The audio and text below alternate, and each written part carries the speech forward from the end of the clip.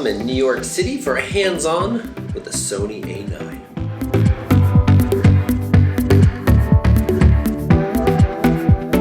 Sony has just announced the A9.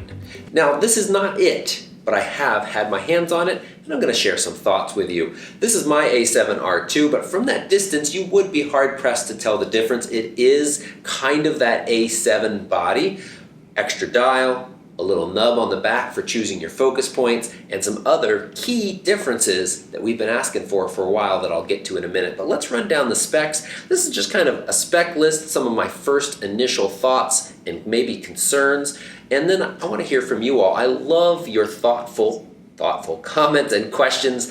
You all help me inform my reviews later on, so make sure you leave those right down below. All right, so the A9.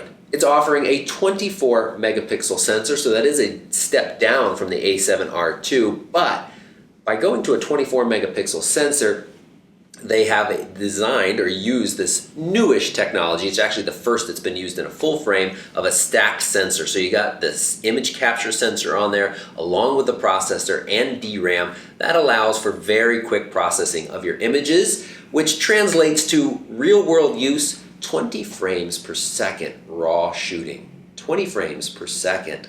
Yeah, I said it twice because it's pretty impressive. And up to 200 images raw before you fill up the buffer. 362 if you're shooting JPEG. Now again, I just had my hands on this camera. We at this time we're not allowed to keep any of the images that we shot. In fact, the SD cards doors are taped shut. But I mean, looking at this playback, you can see just how smooth this gymnast movements are captured at 20 frames per second. And no blackout. So, you know, when you take a picture with a traditional DSLR, the mirror has to flip up out of the way to allow the light coming through the lens to hit the sensor and makes an image. And most mirrorless cameras up to now have had a little bit of a processing lag where you kind of lose what you're doing, the mechanical shutter's in the way. Now we have this fully electronic shutter along with a mechanical shutter. That allows this kind of seamless, no skipping, no blackouts of the viewfinder of what you're capturing as you're capturing it. Pretty significant step forward in technology for sports and fast action photographers. That's really who this camera is aimed at. It was clear before they even pulled the little tablecloth, it's a fancy tablecloth over top of the camera, off because of the images they were showing in the slideshow. Sports, high, fast action sports. I don't know what high is. Fast action sports. So you've got that fully electronic shutter, which also translates to a silent shooting mode and up to a 1/32,000th of a second. That's not 3200, that's 32000. That is fast. Now, I know when I shoot silent shutter on the A7, that is a feature here as well, you lose continuous shooting. You don't on the A9, of course. That's how you get those 20 frames per second. If you turn mechanical shutter on the A9, you drop down to 5 frames a second. So pretty significant difference there. What I'm curious to know, Sony reps I talked to briefly couldn't answer, are you going to suffer any kind of rolling shutter, which you do sometimes in silent shooting mode, and also you have the 12-bit files versus the 14-bit. You know, honestly, I have real trouble seeing any difference there, but that's something that I want to find out about more and see if that plays into this at all. Autofocus was incredibly impressive is what I'm trying to say.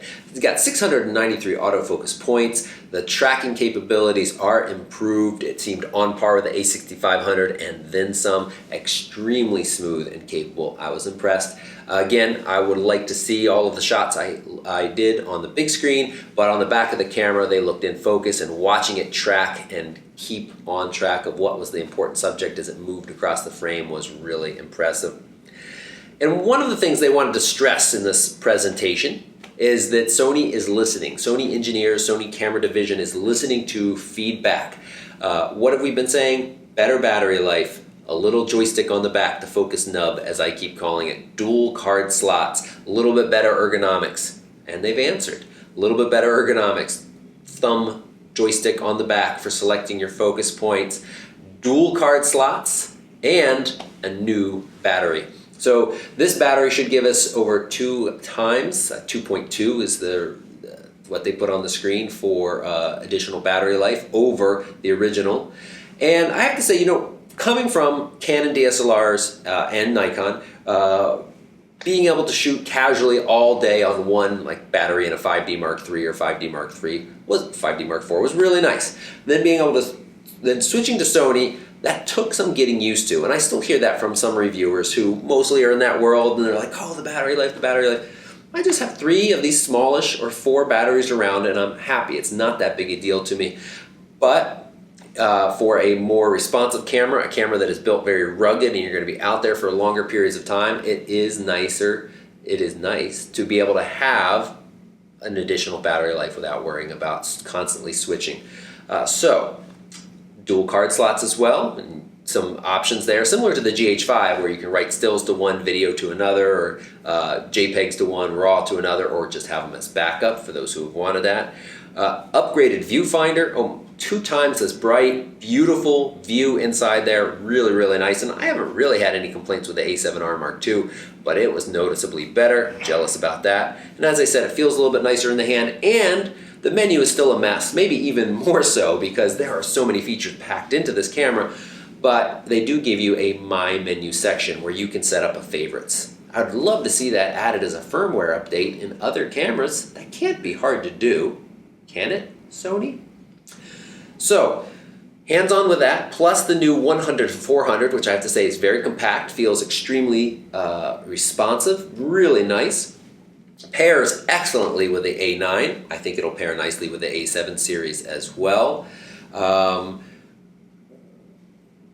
But, I asked one of the Sony artisans here who's shooting sports, and I said, what lenses do you want to see next? They'd like to see a faster, longer lens, maybe like the 100-400, but a little bit faster. You think about those shooting indoor sports under lighting conditions that aren't as great. I suspect that the low light performance of this camera is going to be spectacular, or let's just say very, very good, but still nice to have even faster glass so you can really keep that ISO down and get really clean images out of it in low light. So faster glass, because the 100-400 isn't the fastest, but it looks very nice and very sharp. I think that's all I wanted to say about it. What do you think? Oh, I know what else I wanted to say about it.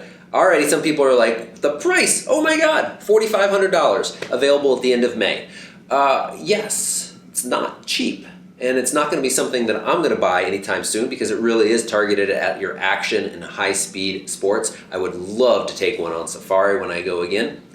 But you compare this camera, the A9, versus something like Canon's 1DX Mark II, which is $6,000. Let me pull that back up to make sure. Yeah, $6,000. On paper, the A9 solidly beats it, and I think in some respects is going to beat it in the real world. The Nikon that it's matched up against, the D5, that's $6,500. That's $2,000 more for just the body. So, again, those are like 14 and 12 or 14 frames per second, 20 on the A9 side. I suspect, again, a higher megapixel too from that A9, and as I said, I suspect the low light noise will be at the top of its game. So, in that respect, comparing, I think it comes in at a very competitive price. Downsides, what are your concerns? I mean, the lens selection still, as we said, not really any very long, fast glass is an issue. What else? I have very other few concerns. As I said, it's not going to be something I'm buying anytime soon because I'm not a sports or a wildlife photographer. I'll stick with my A7R II for my landscapes and general photography, and I think I'll be happy there. But I would love some of those upgrades, and I hope we see some of them in futures, like that better viewfinder. I think we have room to stick a little joystick nub on here as well. We don't have to get much bigger for that, and a touchscreen LCD too. So those will all be things that I'd like to see. Again, last thing I'll say, what do you think? I'd love to see your thoughtful comments, questions, concerns right down below. If you found this quick thoughts video helpful, leave a thumbs up and leave questions and comments because over the next couple of days I'll have more hands-on time with this camera and I'd love to be able to answer your questions about it. Thanks so much for watching, and hit that subscribe button if you're not already a subscriber. Thank you.